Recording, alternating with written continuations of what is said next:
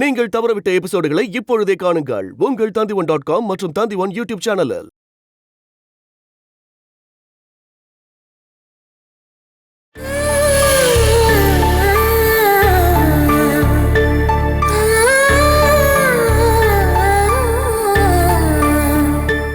ஒரு கர்ப்பிணியோட வலியும் பிரச்சனையும் என்னன்னு இது வரைக்கும் குழந்தைய பெத்துக்காத உன்கிட்ட சொல்லி எந்த பிரயோஜனமும் இல்ல.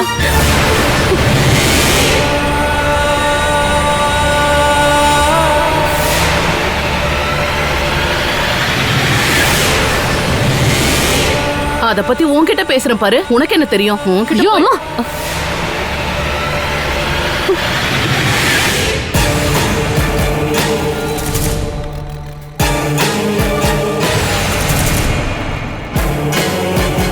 நீங்க ஏமா இப்படி எல்லாம் பேசுறீங்க? அவளோட ஆணவத்துக்கு அவ கண்ணத்திலே ஒரு அறை கொடுக்கணும் தான் தோணுச்சு. அது முடியாததுனால தான் நான் இப்படி எல்லாம் பேசினேன். அவ போற அழக பார்த்தல்ல. அவங்க வருத்தப்பட்டு போயிட்டாங்க. இப்படியே மத்தவங்கள பத்தி கவலைப்பட்டு இருந்தா நம்மளால வாழவே முடியாது. அவங்க கஷ்டப்பட்டு அவங்க கண்ணீர் விட்டு சாபம் விட்டா அந்த சாபம் என்னோட குழந்தைய தான் பாதிக்குமா? அப்படி என்ன சாபம் கொடுத்துருவா? வாடகையே கொடுக்காம இங்க தங்கிட்டு இருக்க அவளுக்கு இதெல்லாம் சாதாரண விஷயம்தான். நீ வேணா பாரு, இன்னும் 2-3 மாசத்துக்குள்ள நான் இவங்களை வெளியே அனுப்பாம விடவே மாட்டேன். அம்மா,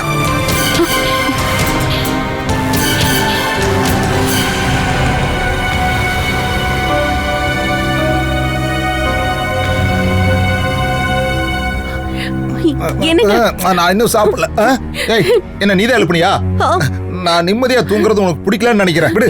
ஐயோ, என்ன எதுக்காக நம்ம இங்க அவமானப்பட்டு வாழ்ந்துட்டு இருக்கணும்? அப்படி நீ என்னடி அவமானப்பட்ட? ஏண்டி இதான் நமக்கெல்லாம் பழக்கமாயிருச்சுல. நேத்து வீட்டுக்குள்ள வந்த ஆஷாவோட அம்மா கூட என்கிட்ட அதிகாரம் காட்டுறாங்க. நாம இங்க சுமேஷும் ஆஷாவும் கொடுக்கற பணத்தை வச்சுதான் வாழ்ந்துட்டு இருக்கோம்னு சொல்றாங்க. ஏண்டி நீயே எதிர்த்து பேசிட்டு வர வேண்டியதானே? நீ அவங்க கிட்ட காட்டுறதை விட்டுட்டு நீ என்னடானா என் மேல வந்து உன் கோபத்தை காட்டிக்கிட்டு இருக்க. நாம இங்க பணம் கொடுக்காம தங்கிட்டு இருக்கதா அந்த பொம்பளை சொல்லிட்டு இருக்கா. அவங்க சொல்றதுக்கெல்லாம் நான் எதிர்த்து பேசிட்டு இருந்தா கண்டிப்பா இங்க கொலைதான் விழும். கொலை நடக்குமா? யார கொல்லுவாங்க? நான் அந்த பொம்பளை கொன்றுவேன். ஐயோ அனிலா, நீயா? எப்படி எப்படி எப்படி கொள்ளுவ சொல்லு. அத கேலி பண்ணாம போங்க. நீங்க என்ன பண்ணாலும் பரவாயில்லைங்க, அவங்களை இந்த வீட்டை விட்டு அனுப்பணும். அந்த கிழவியோட தென்னாவட்ட என்னால சகிச்சுக்கவே முடியல. அது எனக்கும் தோணுச்சு. ஆஷா அம்மாவோட நடவடிக்கையெல்லாம் வச்சு பார்க்கும்போது அவங்களை இங்கிருந்து அனுப்ப ஒரே ஒரு ஆளால மட்டும்தான் முடியும். அது எங்க அம்மா, சாட்சாத் ஜெகதா அம்மா. எப்படியாவது எங்க அம்மாவை நம்ம வீட்டுக்கு கூட்டிட்டு வந்துட்டோம்னா அதுக்கப்புறம் இந்த வீட்டுல எப்பவும் பூகம்பம் தான். அதுக்கு அத்தை வருவாங்களா என்ன? வர வைக்கணும்டி.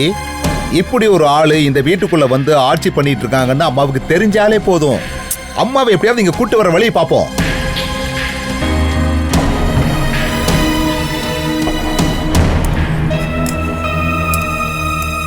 அம்மா. என்னம்மா?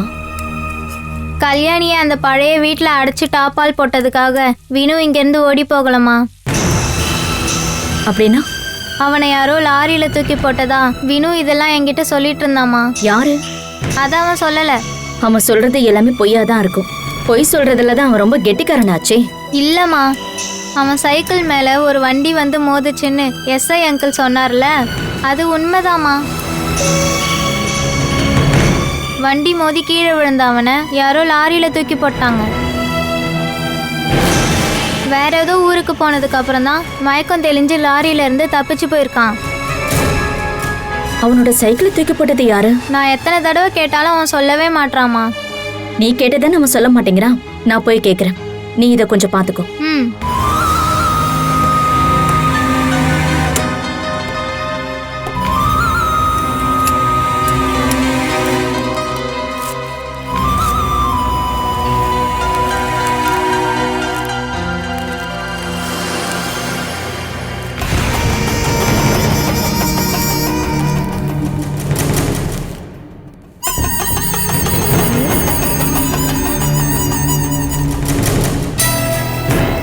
வினு, என்ன பண்ணிக்கிட்டு இருக்க? ஏரோப்ளைன் முழுசா இன்னும் முடியல.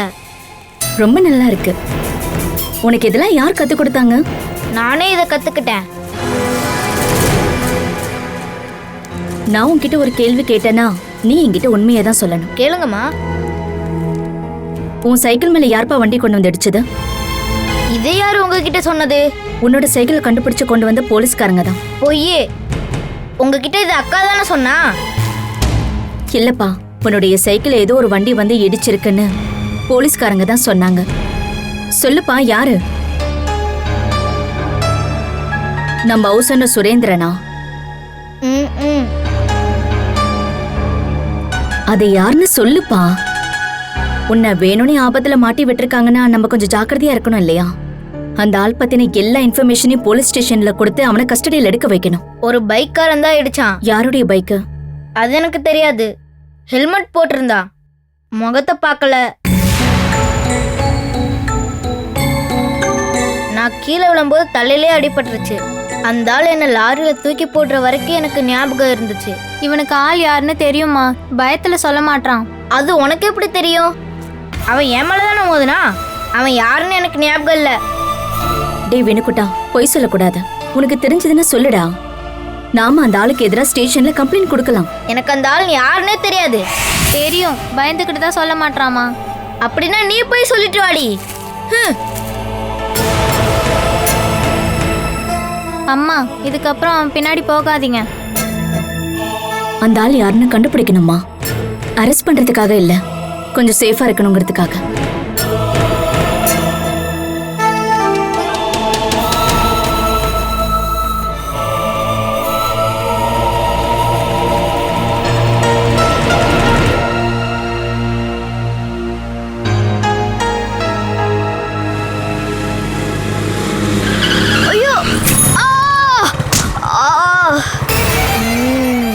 வரட்டும், அந்த ஆளுக்கு நான் யாருன்னு காட்டுறேன்.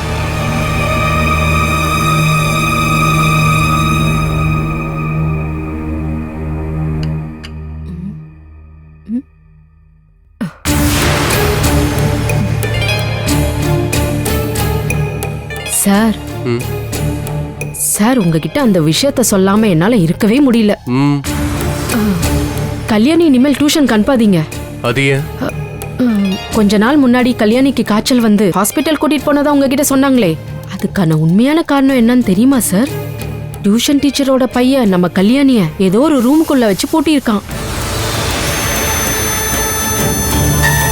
அவளை தேடி அங்க போகும்போது அந்த ரூமுக்குள்ள அவ மயக்கமா இருந்திருக்கா. கடவுள் தான் காப்பாத்தினாரு. இல்லனா நம்மளோட கல்யாணி. உங்ககிட்ட யார் சொன்னது?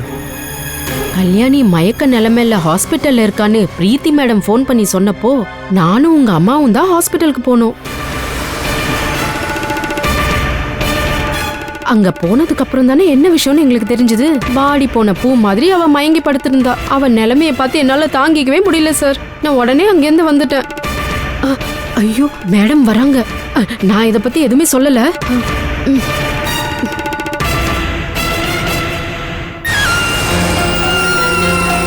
கல்யாணி உன்னை கூட்டிட்டு சுதா டீச்சர் வீட்டுக்கு இன்னைக்கு போறதுக்கு ரெடியா இருக்கா. இதுக்கப்புறம் அவங்க போக வேண்டாம். என்ன அப்படி சொல்ற? டியூஷன் டீச்சர் இங்க வருவாங்களா? அங்கேயும் போக வேண்டாம், இங்கேயும் வர வேண்டாம். அவகிட்ட டியூஷன் போக வேண்டாம்னு சொல்லிடுங்க. என்ன விஷயம் சொல்லிட்டு போடா. கல்யாணிக்கு உடம்பு சரியில்லை, ஹாஸ்பிட்டல் கூட்டிட்டு போயிருக்கோம் தானே என்கிட்ட சொன்னீங்க. அன்னைக்கு உண்மையிலேயே என்னதான் ஆச்சு? லாலி சொன்னாலா? யாரும் சொல்லல. அப்படி ஒரு விஷயம் நடந்தது எதுக்காக என்கிட்ட சொல்லல? அது ஏன்னா பிரீத்தி தான் உன்கிட்ட சொல்லக்கூடாதுன்னு சொன்னா. அதான் பெருசா எதுவும் நடக்கலையே. ஒருவேளை அப்படி நடந்திருந்தா எனக்கு அவ மட்டும்தான் இருக்கா. அவளுக்கு எது நடந்தாலும் கஷ்டம் எனக்கு தான். 2-3 நாள் அழுதுட்டு அதோட நீங்க மறந்துடுவீங்க. ஆனா இழப்பணுமோ எனக்கு தானே. அவளை இனி எங்கேயும் அனுப்ப முடியாது. அப்பா, நீங்க சாப்பாடு சாப்பிட்டு முடிச்சிட்டு என் கூட நான் சொல்ற இடத்துக்கு வரதா சொல்லிட்டு இங்க வந்து உட்கார்ந்துட்டு இருக்கீங்க. போய் ட்ரெஸ் மாத்திட்டு வாங்கப்பா. உனக்கு இப்ப எங்க போனோம்? முதல்ல நீங்க ரெடி ஆகுங்க, அப்புறம் போலாம். நீ சொன்னதான் நான் ரெடி ஆவேன். டீச்சர் அம்மா வீட்டுக்கு தான். அவங்க யாருடி உனக்கு? சூரஜ், நீ ஏன்டா கோவப்படுற? அம்மா, நீங்க இதுல இன்வால்வ் ஆகாதீங்க. உன்னை ரூம்குள்ள அடைச்சு வச்சது யாரு? அப்பா, அது வந்து நாங்க கண்ணாம்பூச்சி விளையாடிட்டு இருந்தோம். உன் உயிருக்கே ஆபத்து வர வைக்கிற மோசமான பசங்க இருக்கிற அந்த வீட்டுக்கு உன்னை எந்த நம்பிக்கையில என்னால அனுப்ப முடியும்? டீச்சர் அம்மாவையும் அந்த வீட்டையும் ரெண்டையும் உன் மனசுல இருந்து தூக்கி போட்டுரு.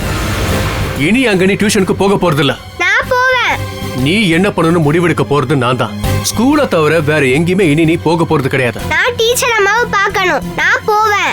அப்பா, நீங்க என்ன அனுப்பலனா நான் சிவபிரசாத் அங்கிள் ஆட்ல போயிடுவேன். என்ன திமிரா பேசுற? என்னடா எல்லாத்துக்கும் கோவப்படுற? உனக்கு பிடிக்கலனா விடாதடா, அவ்வளவுதானே. அதுக்காக அவளை போட்டு அடிப்பியா நீ? அப்பா நீங்க என்ன சொன்னாலும் நான் போவேன், இல்லனா டீச்சர் அம்மா இங்க வரணும். என்ன மிரட்டி வச்சு நான் இங்கே இருக்கணும்னு நினைச்சீங்கன்னா பார்த்துட்டே இருங்க. என்ன டீச்சர் அம்மா வீட்ல கூட்டிட்டு போய் விடுற வரைக்கும் நான் இந்த வீட்ல எதுவும் சாப்பிட மாட்டேன்.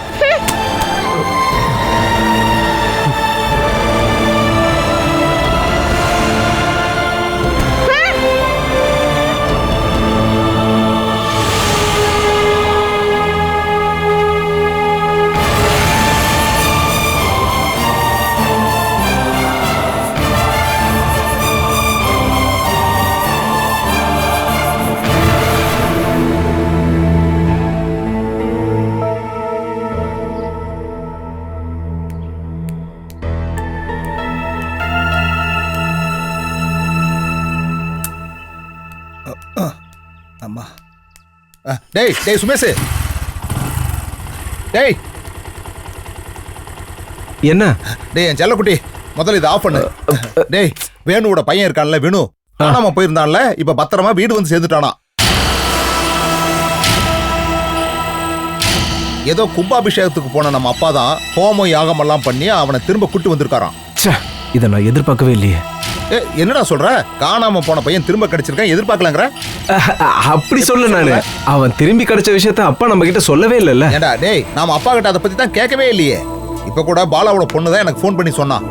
எனக்கு என்ன சந்தேகம்னா, அவனை அப்பா தான் கூட்டிட்டு போயிருப்பாரோ. என்ன சொல்ற? போலீஸ் கேஸ் ஆயிடுச்சுன்னு தெரிஞ்ச உடனே அவர் திரும்பி கூட்டு வந்திருக்கலாம்ல அவனை. அப்படியா? அவரால் தனியா நடக்க முடியாம இருக்கிறப்போ எந்த நிமிஷம் வேணாலும் கையில வெடிக்கிற பாம் மாதிரி இருக்கிற அந்த பையனை அவர் கூட்டு போவாரா என்ன?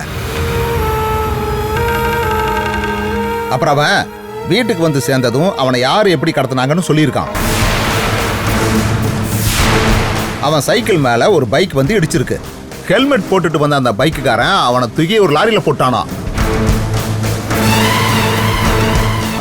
இதுக்கப்புறம் அந்த பைக்கார யாருங்கிறத கண்டுபிடிச்சா தான் எல்லாம் என்னன்னு தெரியும். பாலா ஃப்ரெண்டோட மாமா சிஐயா ஒர்க் பண்றாரு. அவர் மட்டும் மனசு வச்சாருன்னு வையே, குற்றவாளியை ஈஸியா கண்டுபிடிச்சிடலாம். இருந்தாலும் அந்த சின்ன பையன் மேல இவ்வளவு கோபமா இருக்கிற அந்த புறம்போக்கு பையன் யாரு?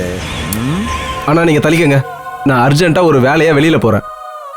ஓ, என்னடா மட்காட்ல கீரல் விழுந்திருக்கு? அது முதல்ல இருந்தே இருக்கு. எனக்கு தெரியாம நீ மறுபடியும் சரக்கு அடிக்க ஆரம்பிச்சிட்டே என்ன? அது வண்டி கல்லுல ஸ்லிப் ஆயிடுச்சு.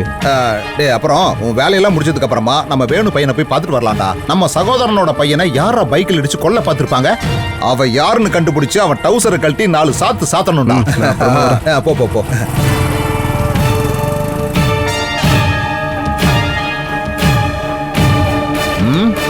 இருந்தாலும் அந்த பைக்காரன் யாரா இருக்கும்?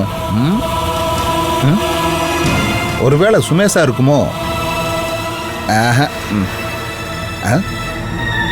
ரெண்டு பேருமே அடம் பிடிக்கிறாங்க. அதனாலதான் நான் உங்களை வர சொன்னேன். அத்தை நீங்க வருத்தப்பட வேண்டாம், இதை நாங்க பாத்துக்கிறோம். கல்யாணி இது வரைக்கும் ஒரு சொட்டு தண்ணி கூட குடிக்காம இருக்கா. இப்படியும் குழந்தை இருக்குமா? டியூஷன் அனுப்பாததால அடம் பிடிச்சிட்டு இருக்கா. சூரஜ் சொல்றது கரெக்ட் தாம்மா. இதுக்கப்புறம் எந்த நம்பிக்கையில நம்ம கல்யாணி அங்க அனுப்புறது? டியூஷன் அனுப்பாததெல்லாம் ஒரு பிரச்சனையே இல்லம்மா. கல்யாணி அவங்க கூட ரொம்ப க்ளோஸா இருக்கா. நம்ம டக்குன்னு வேண்டான்னு சொன்னா அப்செட் ஆயிடுவா. அத பத்தியெல்லாம் எனக்கு தெரியாதுமா. சூரஜிட்ட நான் பேசி பார்க்கறேன். சொல்ல போனா அவ டிப்ரெஷன்ல இருக்க பொண்ணு. அதை கண்டுக்காம நம்ம ரியாக்ட் பண்ணோம்னா அது கல்யாணியோட மனசை தான் பாதிக்கும். எப்படியாவது அப்பா பொண்ணுக்குள்ள இருக்கிற சண்டையை தீர்த்து வச்சிருங்க போதும்.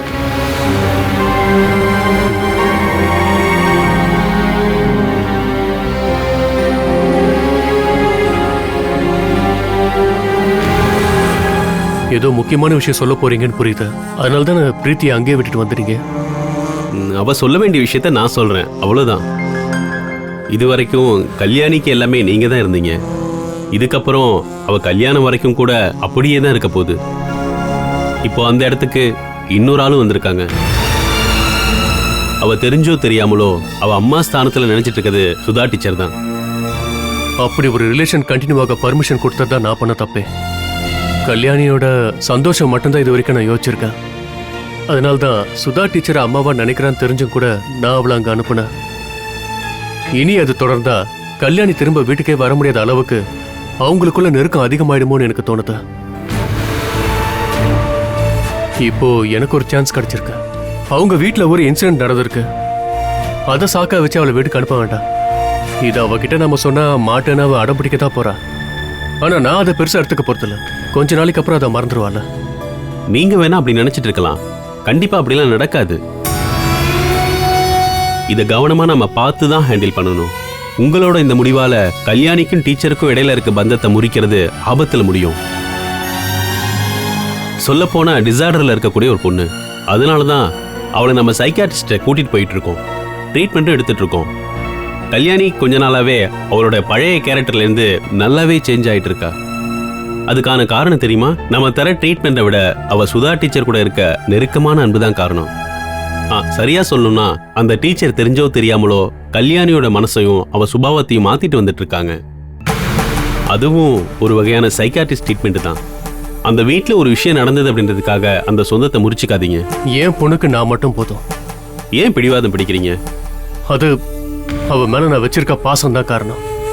அது என்னன்னா, அவ டியூஷன் டீச்சர் சுதா சொல்ற வேலையை செய்யற கல்யாணியை பார்க்கும்போது எனக்கு பெருமையா இருந்தது. ஆனா அதெல்லாம் இப்ப என்னால ஏத்துக்கவே முடியல. கல்யாணி மேல என்னை விட அவங்க தான் அதிக பாசத்தை காட்டுறாங்க. என்னால அதை தாங்கிக்கவே முடியல. கல்யாணி அங்க போனதால நல்லது தவிர கெட்டது எதுவும் நடக்கலையேனா? நடக்கலையா? கல்யாணி அந்த பையன் இருட்டு ரூம்ல அடைச்சிருக்கான். அது குழந்தைங்களுக்குள்ள விளையாடும் போது அந்த மாதிரி நடந்திருக்கு. கல்யாணியை தேடி கண்டுபிடிக்க 2-3 நாள் ஆயிருந்தா நீ சொன்ன விஷயம் எங்க போய் முடிஞ்சிருக்குன்னு கொஞ்சம் யோசிச்சு பாரு. நான் பெரிய தப்பு பண்ணிட்டேன். இவ பேச்சை கேட்டு என் பொண்ணு நாங்க அனுப்பியிருக்கவே கூடாது. நான் பண்ண அந்த தப்பை நானே திருத்திக்கிறேன். சூரஜ், கல்யாணி இனிமே சுதா டீச்சரை பார்க்க போக வேண்டாம் நான் சொல்றதான கஷ்டமா இருக்கேன். இனி இங்க வர வேண்டான்னு அந்த டீச்சரை வச்சு நான் சொல்ல வைக்கிறேன். சூரஜ், அவசரப்பட்டு எதுவும் பண்ணிடாதீங்க. உங்களோட இந்த முடிவால கல்யாணியோட வாழ்க்கையில பிரச்சனையா முடிஞ்சிட போகுது. கல்யாணிக்கே தெரியாம கொஞ்சம் பொறுமையா தான் அந்த உறவை துண்டிக்கணும். உங்க பொண்ணோட எதிர்காலத்துக்கான சாவி உங்க கையில இருக்கு. கவனமா இல்லைன்னா வாழ்நாள் முழுக்க கல்யாணியை நினைச்சு நீங்க வருத்தப்பட வேண்டியிருக்கும். நான் சுதா டீச்சர்கிட்ட பேசி பார்க்கறேன், அதுக்கப்புறமா முடிவெடுக்கலாம்.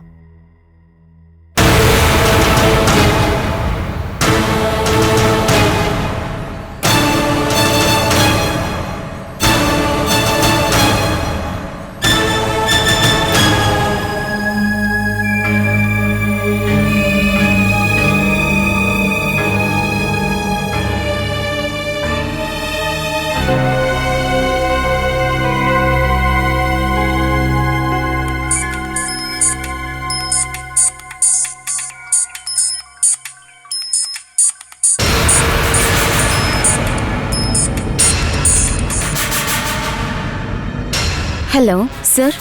சுதா டீச்சர் தானே? ஆமாம் சார், சொல்லுங்க. டீச்சர், நீங்க ஒரு உதவி பண்ணுமே. இப்போ நீங்க வீட்டில் இருக்கீங்களா?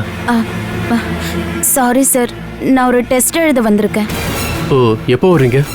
அது மதியத்துக்கு மேலே ஆயிடும். பசங்க ஸ்கூல்ல இருந்து வரதுக்கு முன்னாடி வந்துடுவீங்கல்ல? Sure sir. ஒரு முக்கியமான விஷயம் உங்ககிட்ட நான் பேச வேண்டியிருக்கு டீச்சர். நீங்க வரதுக்குள்ள நான் அங்கே வந்துடுறேன். சரி சார்.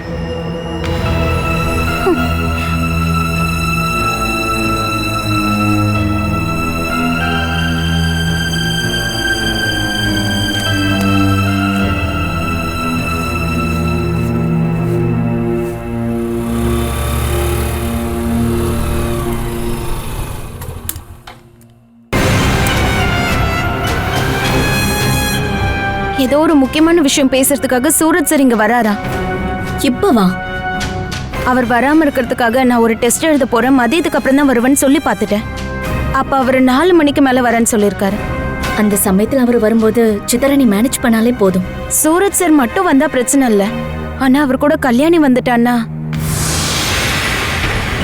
உங்களுக்கு பதில் நான் இருந்தா கல்யாணி கிட்ட நல்லா மாட்டிப்போங்கா. நான் இங்க இருந்தேனா சூரஜ் இது வரைக்கும் நான், நீ, பிரீத்தி 3 பேரும் சேர்ந்து அவரை ஏமாத்திட்டு தான் நினைப்பாரு. இப்ப என்ன பண்றது? அக்கா, நீங்க கொஞ்சம் மறைஞ்சிருங்க. அப்பனா பசங்க? அவங்க தான் ஸ்கூலுக்கு போயிட்டாங்கல்ல. என்னைக்கு அவங்களுக்கு லீவ் இல்ல? ஐயோ, இப்ப நல்லா மாட்டிப்போமே. பரவாயில்ல, நான் குழந்தைங்களை கூட்டிக்கிட்டு வெளியில போயிடுறேன். அக்கா, அகிலா இங்கே இருக்கட்டும். ஒருவேளை சூரஜ் சார் கூட கல்யாணி வந்துட்டானா அவ கூட இருக்கிறதுக்கு அகிலா இங்க இருக்கணும்ல.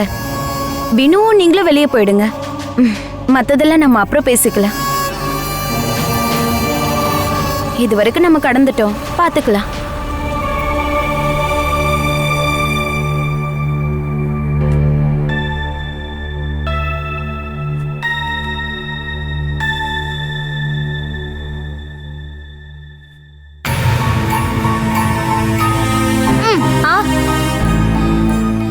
வினு, இந்த மாதிரி என் முடியை பிடிச்சி இழுக்காத, வேற முடி வளர்ந்துரும். நீ இந்த மாதிரி மற்றவங்களை தொந்தரவு பண்ணும்போது அவங்க வலி உனக்கு தெரியல. உனக்கு இந்த மாதிரிலாம் நடந்தாதான் நீ கண்டிப்பா திருந்துவ. மறுபடியும் 2 பேர் சண்டை போட ஆரம்பிச்சிட்டீங்களா? இவன் என் முடியை பிடிச்சி இழுக்கிறாமா. நானும் ஒன்றும் பண்ணல. நீ எதுவுமே பண்ணலன்னு எனக்கு நல்லாவே தெரியும்டா. இத பாரு, இந்த வழியில நான் பாத்துக்கிறேன், நீ போய் படி. அகிலா, அப்புறம் நான் கொஞ்ச நேரம் கழிச்சு ஜென்சியக்கா வீட்டுக்கு வெணுக்குட்டனுக்கு அளவு கொடுக்கறதுக்காக போறேன். நானும் வரமா. பாட்டி இங்க தனியா தானே இருக்காங்க. நான் உனக்கு அங்க அளவை கொடுத்துட்டு முடிஞ்ச அளவுக்கு யூனிஃபார்ம் தைச்சு வாங்கிட்டு வந்துடுறேன். என் யூனிஃபார்ம் சட்டையில இருக்க கையெல்லாம் கிளிய ஆரம்பிச்சிடுச்சுமா. அதனால தானே இன்னொரு செட்டு தைக்கலான்னு முடிவு பண்ணிருக்கேன். கொஞ்ச நேரம் கழிச்சு சித்தரா ஆண்டி இங்க வருவாங்க. அப்பனா நான் இங்கே இருந்துக்கிறேமா. ஆமா, நாம எப்பமா போறோம்? சாப்பிட்டதுக்கு அப்புறம் போலாம். அப்பனா ஹோட்டல்ல போய் சாப்பிடலாம். நம்மளுடையது வருமானம் கம்மியா இருக்கிற, செலவு அதிகமா இருக்கிற ஒரு சின்ன குடும்பம். இப்போதைக்கு இங்க சமைக்கிறத சாப்பிட்டாலே போதும். அப்படி என்ன சமைக்கிறீங்க? இங்க சோறும் சாம்பார் தான். அதாவது இங்க இருக்குல்ல, தினமும் ஒருவேளை சாப்பாடாவது சாப்பிட கிடைக்குமான்னு ஆசைப்பட்டு வாழ்ற நிறைய ஆட்கள் நம்ம ஊர்ல இருக்காங்க. அதை வச்சு பார்க்கும்போது நாம நல்ல நிலைமையில தான் வாழ்ந்துகிட்டு இருக்கோம். கிடைக்கிறத சாப்பிட்டு பசி ஆத்திக்கணும். அதை மட்டும் யோசனை பண்ணாலே போதும்.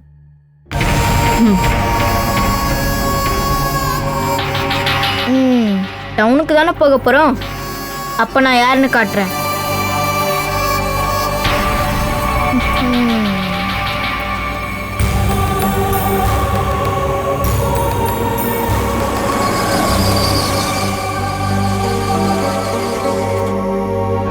உன் பிடிவாதம் ஜெயிச்சிச்சுன்னு நினைக்காத. ஒருவேளை இங்க கூட்டிட்டு வரலங்கிற காரணத்துக்காக நீ சத்தம் போட்டு அழுதுட்டு இருந்தீன்னா நான் தானே உன்னை ஹாஸ்பிட்டல் கூட்டிட்டு போகணும். அதுக்காக தான் கூட்டிட்டு வந்தேன். எனக்கு தான் உங்களை பத்தி தெரியுமேப்பா. நீங்க நோன்னு சொன்னீங்கன்னா என்ன பொறுத்த வரைக்கும் அது எஸ் தான். அது மேல இருக்க பாசத்தால தான். ஆனா அந்த பாசத்தை நீ மிஸ்யூஸ் பண்ற. இறங்குறதுக்கு முன்னாடி ஒரு விஷயம் சொல்லிடுறேன். டீச்சர் அம்மா கிட்ட நீங்க கோவப்பட்டு பேசவே கூடாது. நான் கோவப்பட்டு பேசதான் இங்க வந்திருக்கேன்னு யார் சொன்னது? வீட்ல என்கிட்ட நீங்க சத்தம் போட்டுட்டு இருந்தீங்கல்ல, அதோட மீதி இங்க காட்டணும்னு நினைச்சீங்கன்னா நான் கால்ல இருந்து இறங்கிடுவேன். நான் இங்க டீச்சர் அம்மா கிட்ட பேசதான் வந்திருக்கேன். நீ அதுல இன்வால்வ் ஆகாத. புரியுதா உனக்கு?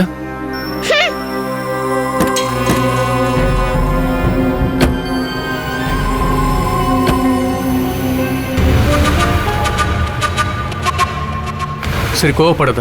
நான் சும்மா தான் சொன்னேன். நான் பேசும்போது இடையில வந்து நீ ஏதாவது பேசுன அப்படின்னா இதுக்கப்புறம் நீ இந்த வீட்டுக்கு வரவே மாட்ட. புரியுதா உனக்கு? ஒரு நிமிஷம் இல்ல. உன் டீச்சரோட பையன் பேர் என்ன? வினு. அவன் கூட க்ளோஸா பழக வேண்டாம். அவன் ரொம்ப கோவக்காரன் தான், ஆனா ரொம்ப ரொம்ப நல்ல பையன் பாவன்.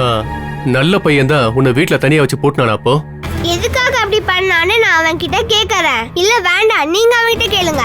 நீ எதையும் கேட்க வேண்டாம். அவனை பத்தி தான் தெரிஞ்சு போச்சுல, அதை புரிஞ்சுட்டு தள்ளி இருந்தாலே போதும். நான் இனிமே கவனமா இருப்பேன்ப்பா. வாங்கப்பா.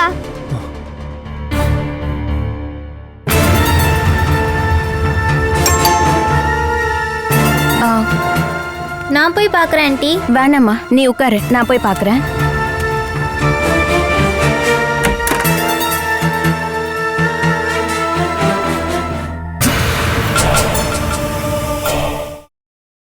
Catch us on TV, Tandivan.com, Facebook and YouTube.